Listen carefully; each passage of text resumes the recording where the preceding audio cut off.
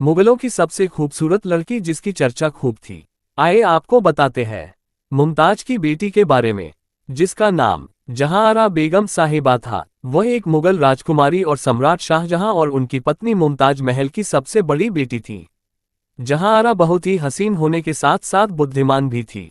जहांआरा ने फारसी में 2 ग्रंथ भी लिखे थे। 1648 में बने नए शहर शाहजहानाबाद की 19 में से 5 इमारतें उनकी देखरेख में बनी थी। जहांआरा काफी दौलतमंद थी। मुगल काल में सूरत बंदरगाह से मिलने वाला पूरा कर्ज उनके हिस्से में आता था।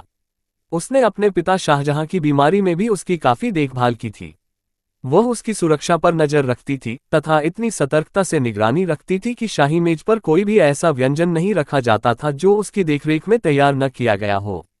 शाहजहां का अपनी बेटी के प्रति प्रेम उसके द्वारा दी गई अनेक सिरलेखों में दिया गया है।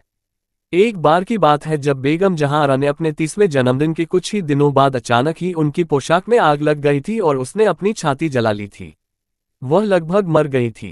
तब शाहजहां ने राजकुमारी के स्वास्थ्य के लिए प्रार्थना करवाई थी और आदेश दिया कि गरीबों को बड़ी मात्रा में दान दिया जाए और कैदियों को रिहा किया जाए। शाहजहां अपनी पसंदीदा बेटी के कल्याण के बारे में इतना चिंतित था, तभी तो उसने अपनी बेटी के इलाज के लिए फारसी डॉक्टरों को बुलाया था। तभी दुर्घटना के 1 साल बाद जहांआरा पूरी तरह ठीक हो गई थी। जहांआरा ने अपने जीवनकाल में ही अपना मकबरा बनवाया था। ये पूरी तरह से सफेद संगमरमर से बना है और जालीदार पर्दे से ढका है जो आसमान की ओर खुला है। उनकी मृत्यु के बाद औरंगजेब ने उन्हें मरणोपरांत साहिबात उस जमानी युग की स्वामिनी की उपाधि दी।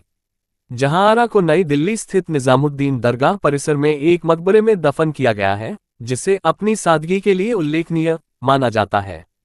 मकबरे पर लिखा है, अल्लाह जीवित है, पालनहार है। मेरी कब्र को हरियाली के अलावा कोई न ढके, क्योंकि यही घास गरीबों के लिए कब्र को ढकने के लिए काफी है। नश्वर सादगी पसंद राजकुमारी जहांआरा, ख्वाजा मोइनुद्दीन चिश्ती की शिष्या, विजेता शाहजहां की बेटी। अल्लाह उनके प्रमाण पर प्रकाश डाले। धन्यवाद। और अधिक जानकारी, कहानियों और देश विदेश की खबरों के लिए हमारे चैनल को सब्सक्राइब जरूर करें।